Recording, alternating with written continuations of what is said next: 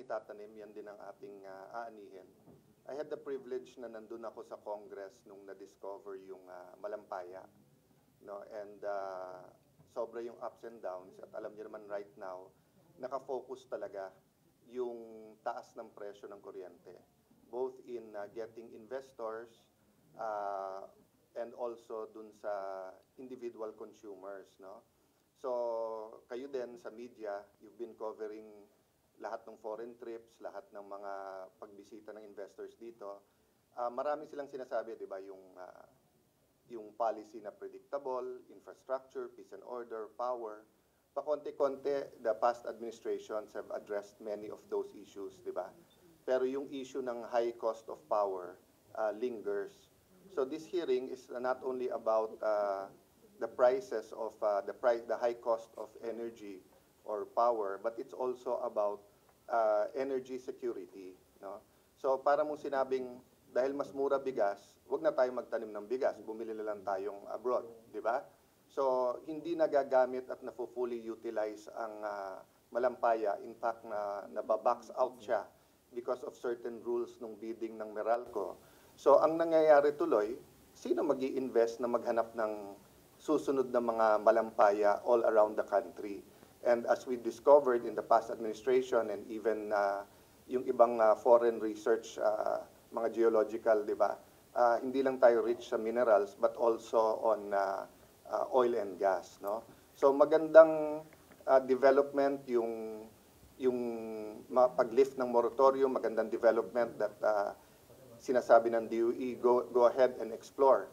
Di ba? Pero kung wala namang bibili or iba-box out mo naman by technicalities or some machination, wala rin mangyayari. So we want to hear today how the original framers of the law and how originally we framed the contracts of Malampaya to make sure that it grows as an industry and it becomes economically viable. So I'll stop there, but I'm really hoping that maayos natin yung mga policy sa energy because it's not only the cost, it's also security. What do I mean by that? No? Just one example na lang. So for example, if you rely on foreign gas, nung nagyari yung Ukraine, sobrang taas ng presyo, di ba? And then for example, pag dinideliver yan, may bagyo, hindi na-deliver yan, pwede bang wala kang power, wala kang fuel, di ba? So, napaka-importante na yung indigenous o yung sariling atin. So, ganun din sa bigas, di ba? Hindi pa tayo maka-find ng way na maging self-sufficient. Pero hindi ibig sabihin na yung natitirang rice farmers natin, hindi natin tutulungan na dumoble, trumiple ang production nila. Walang nagsasabi sa kanilang, hoy, mas mura sa Vietnam, bumili na lang tayo doon. No? But sa energy, parang baliktad. Parang sinasabing, mas mura yung coal, doon na lang tayo bumili. Mas mura yung foreign gas, doon na lang tayo bumili. So, apektado talaga yung security natin. So, I'll stop there and then any other issues or questions.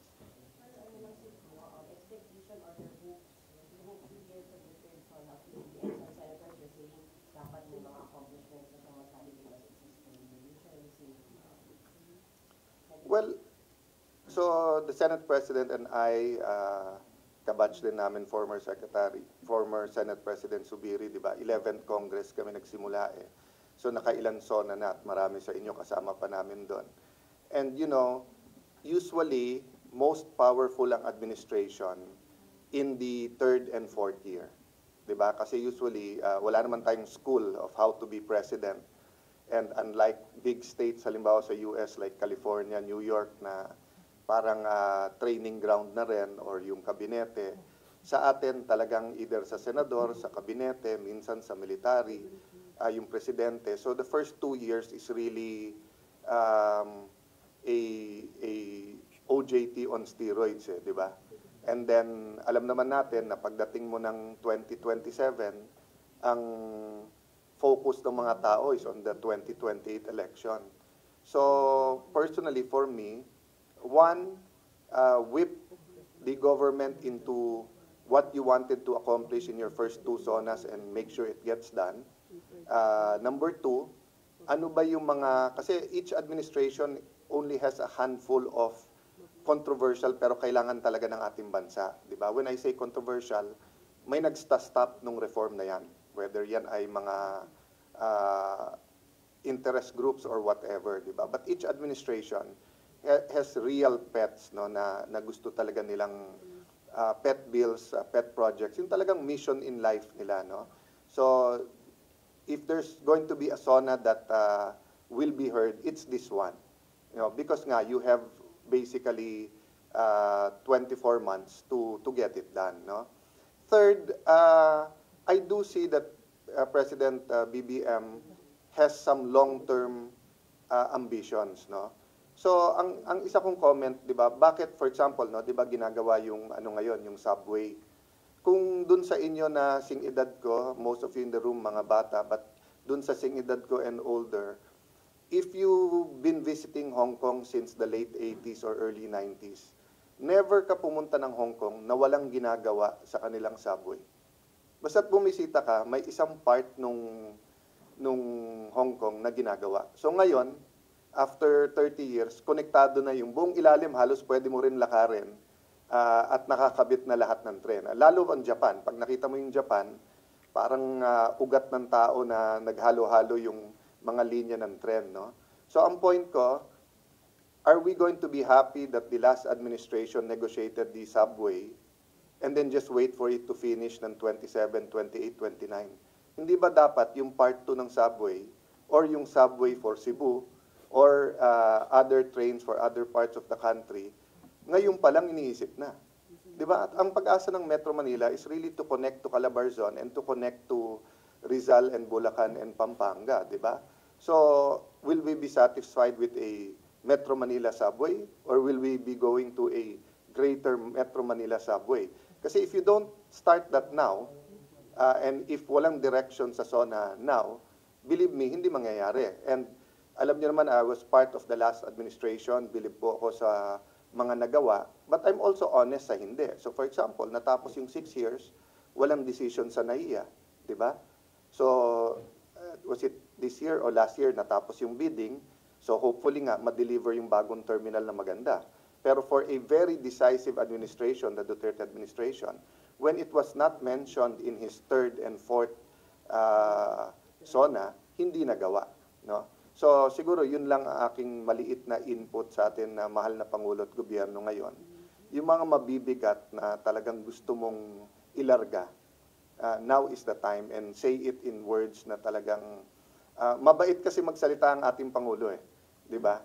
So ang problema sa gobyerno, halimbawa, when you say it, sana walang delay or I'm expecting no delays, iba yung kasi na parang pag pinukpok mo talaga, eh. So I see the intent of our president, but really kailangan din ng medyo pukpukin yung mga sa infrastructure na long term kasi lalo pagka in-extend mo yung deadline from 27 to 29 to 30, next administration na yun, eh, di ba? Tapos pagdating ng 29-30, yung next administration, ang pagbibintangan nila, the former administration. So the time really for the political will SONA is now and maybe next year hanggang doon. After that, it's more political na. Parang mas gusto niyo mas solid yung utos. Yes. Yeah, simple and clear. But, and it could be, di ba, I mean, JF Kennedy said, sana in this decade we put someone in the moon. Hindi naman siya naglagay nung paano, eh, di ba? So meaning if we do want an extensive subway system, kasi remember presidents think of their legacy, eh. So pag nasabi niya sa SONA yan, babalik-balikan niya yan. Kasi kayo mismo sa media, babalik-balikan niyo yan, eh, di ba? So kung nagawa o hindi. So for example, if he says that during my administration, I at least want to sign a deal that will double, di ba, the number of stations sa ating subway, or that will extend it to Southern Luzon or extend it to Central Luzon. I'm talking about Greater Metro Manila, ha? Of course, yung Southern Central Luzon, may mga lines yan na hindi subway. But I'm talking about yung pag tumawid ka ng kalye sa parts of Las Piñas and Muntinlupa, na pag tumawid ka, Laguna na or Cavite, di ba? And same thing with Quezon City and Valenzuela, pag tumawid ka, Bulacan na, di ba? Yesterday, si Senator Tony na convene ng organization meeting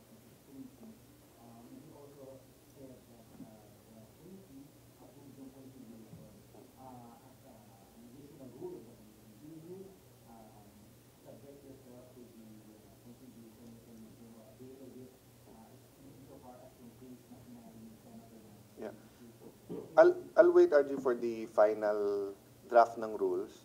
But I think it's a good idea na magka-conciliation. But in this case kasi, this is all about the new Senate building, the delays and the cost, and developing yung story. Just this week, I found out maraming tinatago sa atin. Sino nagtatago, bakit tinatago, I haven't gotten to that. But I've finally received caches, halos a half room full of documents. We're going through it. And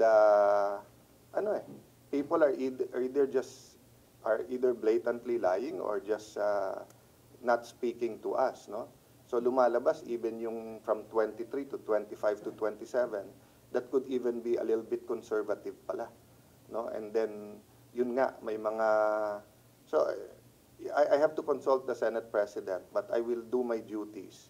So, parang hindi ako pwede lumingon kasi, RG, na parang, yan yung ethics, anong gagawin sa'yo doon? I have to look forward na yung goal, maganda, masunod yung design, matapos ka agad, at sa tamang presyo. Diba? So, but yung sasabihin mo yung facade, 1 billion, ginawang 498, tapos ngayon, lumalabas 2.9 billion, tapos lumalabas may isa pang design na hindi sinasabi. Malabo yung ganun, di ba? Paano tayo matatapos? I mean, basic naman even sa inyo sa media, transparency, di ba? So, remember, lying is not only not telling you the truth, but it's also telling you the half-truth and then withholding the truth so that you do not come out to the whole truth. That's why pag pinag-oath natin sila, di ba? Sinasabi natin to tell the whole truth and nothing but the truth. Because you can say half-truths, or you can say nothing and they'll say that's the truth. Di ba? So that's why siguro I can appeal kay Senator Nancy, sa SCT, sa DPWH, di ba? Tell the whole truth, di ba? Ito, review lang to So hindi ko alam bakit, ganyan ang nagiging reaction ng marami, either frozen or nagkakalat ng gossip tungkol sa amin or politically may attacks when what we're doing is the review. So if they came forward and gave us everything, we would have decisions by now. And I consulted the Senate President. We want to do the technical decisions all within the month of August para walang further delays. And then para nga yung cost, remember every year na nag-delay tayo or every few months, inflation na naman yan, taas na naman ng cost niyan, di ba? It's coming out so far to be the most expensive building in the country, and that's going to be sad, di ba? But we'll still try to remedy that. Bukas kayo, sir, na mag-usap kayo muna ni Sir Nancy for the... Yeah, for as long as wag lang maapektuhan yung resulta ng review. Yung ibig sabihin, secondary yung relationship namin, secondary yung if I can use the word tampuhan, di ba? As I said, I'm not perfect. I apologize to the public na nireport nyo naman kasi hindi naman dapat ganun talaga mangyari. But because of that, God works in mysterious ways. Maraming lumabas, no? At marami kaming nakita ngayon. Kung sabi niyo maraming lumabas na mga sekreto, galing DPWH, sir, yung mga documents? Halo-halo na. Ibig sabihin yung pag sinundan mo yung dalawang hearing, kumbaga parang para kang galing EDSA Makati papuntang Quezon City. Yung pala, hindi pinakita sa atin.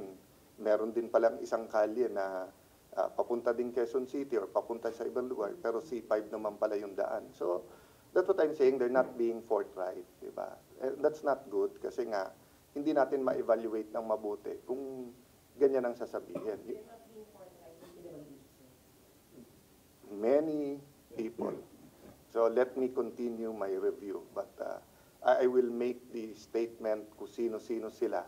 Diba? That's why nga, I will not be distracted by Senator Nancy or the Ethics Committee. Kasi nga, now, if they wanna come forward and, diba, yung parating sinasabi, usap-usap, sabi ko lang, simple naman sinabi ko sa kanilang lahat, pwede ba bago kayo mag-usap, bigyan niyo ako ng briefer. And specify ko gumawa na kayo ng timeline, lagay niyo yung significant contracts at saka lagyan niyo lang. Para pag nag-usap, may pag-uusapan tayo. Sir, diba? May senador o senador? Ang? Na pwedeng mag-deal. Wala pang diin-diin Kasi nga... Yung discover nyo na para mga pasikot-sikot. Well, to be honest, ngayon parang all of the above eh. Kasi lumipas yung 2 hearing, wala namang isang lumapit sa akin, sabi boss, yung sa hearing nyo, tama pero mali din ha. Or tama pero hindi lahat sinasabi sa inyo ha. So far, yung nga sabihin ko, I do not know who is most guilty and sinong natatakot lang or tingin nila wala sa kanilang position to speak out. But I'm just saying, di ba, para tayong nag-press con ngayon, tapos paglabas ko, sinabi ng staff ko, sir, mali pala yung sinabi mo kasi ito yung kalahati ng briefer. Di ba, parang ganun yung nangyayari. Parang after every hearing, may dadating na dokumento, mali na pala yung pinag-usapan kasi luma na pala yun. Maybe get your comment lang na parang yung palapit din ngayon sa dating Pangulong Duterte, nagsasabi ng pangalan niya ngayon sa Pogo, when it comes dun sa businessman ng Michael Yang. Well, first and foremost, I think more than capable naman to defend himself, President Duterte, si E.S. Miguel Dia, and I think he's been forthright naman sa policy niya. Remember, hindi ko alam ilan kami, but ako yung siguro pinaka-outspoken sa kabinete and even sa when I was speaker against all forms of gambling, especially online, isabong, and pogo. Diba? That's why to this date, from the start, the city of Taguig did not allow any pogo in Taguig because nga, it's just like legal gaming forms. Parating may unintended consequences yan. Having said that, it's on the record naman that Mr. Yang was his advisor. And ako, nakatutok din ako sa developments. Nanonood din ako kung ano mangyayari. Ang akin lang kasi, di ba, just like kay former Secretary Harry Roque, iklaro natin kung ano yung accusation and let's make sure kompleto yung facts, di ba? So, kasi hindi mo naman kailangan ng trial by publicity kung klaro yung facts, di ba? So, for me, it's clear saan ang strength, saan ang weaknesses ng bawat administrasyon, nung last administration. And I really disagreed na, even China, the government of China, ayaw nila ng pogo. They've been lobbying not only sa Pilipinas, but I think, is it Cambodia ba? And parang 3 tayong bansa na sinasabihan talaga nila na wag kayong pumayag dyan. So, of course, ang argument parati ng PAGCOR yung revenues, but hindi natin kinikwenta magkano ba ginagastos natin sa peace and order? Magkano ba yung nawawala sa scam, sa pangloloko? Ano ba yung tinatanim natin sa next generation, di ba? So, wala pa akong country na nakita, lalo sa mga online gaming, di ba, na talagang umunlad dahil dyan. Okay? Thank you guys. Thank you. Attend lang.